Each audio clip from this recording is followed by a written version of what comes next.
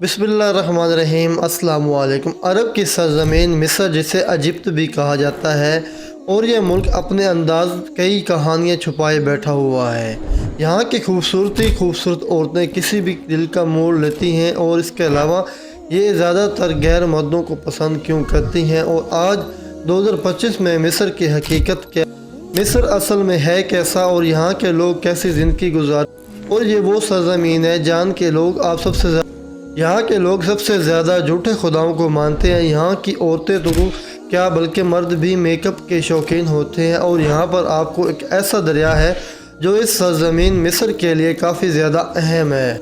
और ये बड़े बड़े पैरामाउंट्स जो कि आपको मिस्र में नज़र आते हैं, इसके नीचे आज भी बेशुमार सोना छुपा हुआ है, और लोग इसको ढूंढने के लिए पागल बने हुए हैं। और मिस्र के हवाले से ये वीडियो आपको यकीनन हैरान कर देगी, तो इसीलिए अपनी इस वीडियो को एंड तक लाजमी देखना। इस वक्त 2025 में मिस्र की टोटल पॉपुलेशन 103 मिलियन है, जो कि 10 करोड़ 39 लाख बनती है।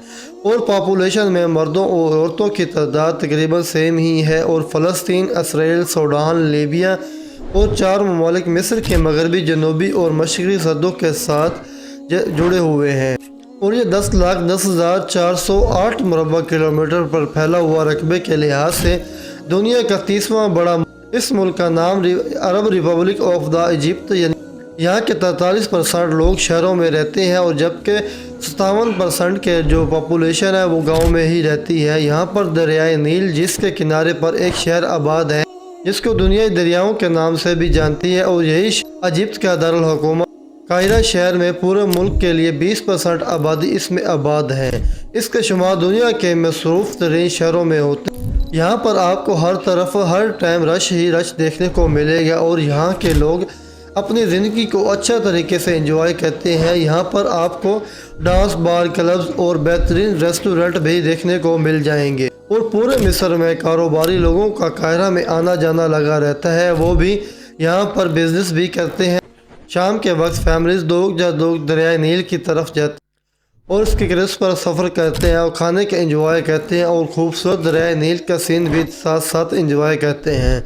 और ये शहर जितना दिन के टाइम मसरूफ़ होता है, इससे कई गुना ज़्यादा रात के वक्त लोगों का रश ज़्यादा बहुत भरा रहता है।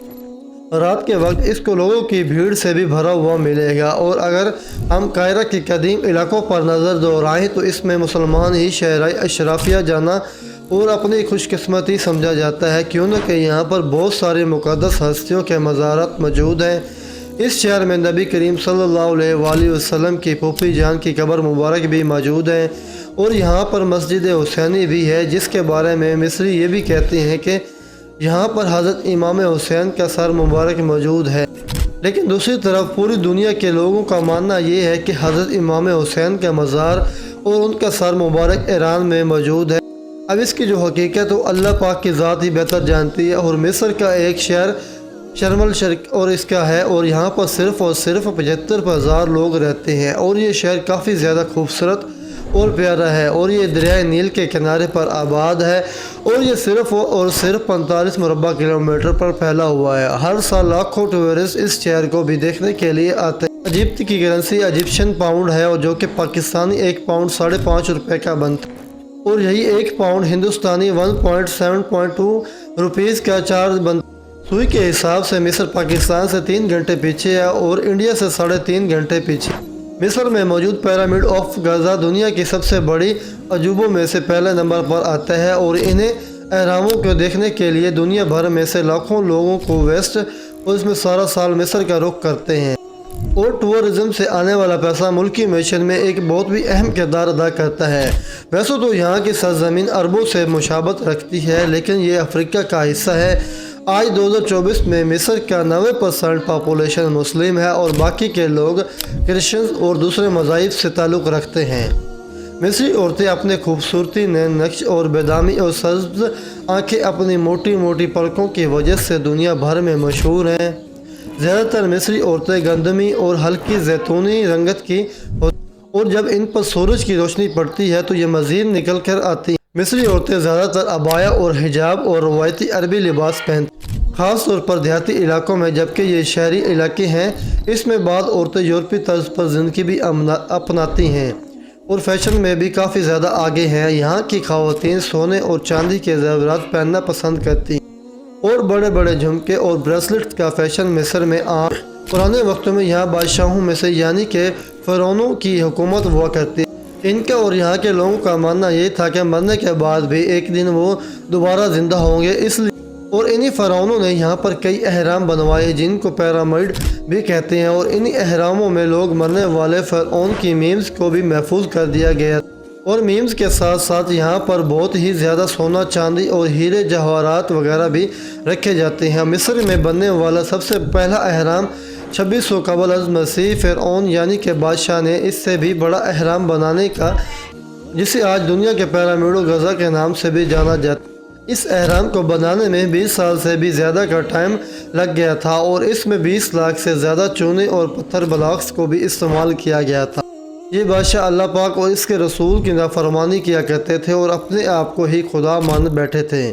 اسی وجہ سے اللہ پاک نے سینکڑوں انبیاء کرام صرف مصر کی سرزمین پر بھیجے تھے، اور اسی سرزمین پر اللہ پاک نے حضرت موسیٰ علیہ السلام کو بھی نازل فرمایا، اور کہ آپ جانتے ہوں گے کہ جب کسی بھی فرعون کا انتقال ہوتا تو اس کے سب سے فرما بردار نوکر کو بھی دفنا دیا جاتا تھا، تاکہ مرنے کے بعد بھی وہ نوکر اس کی خدمت کرتا۔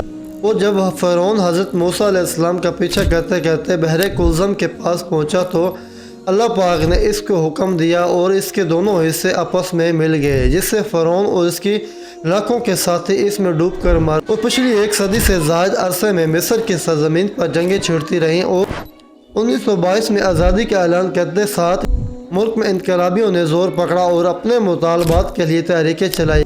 23 جولائی 1992 میں وہ دن تھا جب آخر کار انقلابیوں کی سن لی گئی، اور تبھی اسی دن کے مصری نیشن ڈے کے طور مانتے ہیں، اور مصر کے اہرام جو کہ آج ہمیں زیادہ تر پیلے اور براؤن رنگ کے نظر آتے ہیں، اصل میں یہ سفید رنگ کے تھے، جو کہ وقت کے ساتھ ساتھ اور موسمیاتی تبدیلیوں کی وجہ سے آج پیلے پڑ گئے ہیں، اور ان اہراموں کو دیکھ کر سائنسدان اور تحقیقات دان آج بھی حیران ہیں اور مانتے ہیں کہ ان اہراموں کو بنانا انسان کے بس میں بات نہیں، اور کچھ لوگوں کا کہنا ہے کہ کسی جدید ٹیکنالوجی یا ایلینز کے ذریعے بنائے گئے تھے۔